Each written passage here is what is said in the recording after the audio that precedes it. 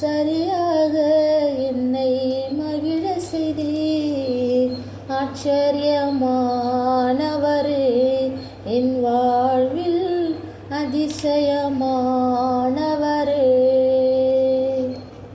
ஆச்சரியமானவரே, என் வாழ்வில் அதிசயமானவரே. என் வாழ்விலே நீர் பாராட்டின தயவுக்கெல்லாம் நான் பாத்திரன் அல்ல. இதுவரைக்கும் நீர் தாங்கினதற்கு எவ்வளவெனும் நான் தகுதியும் இல்லை.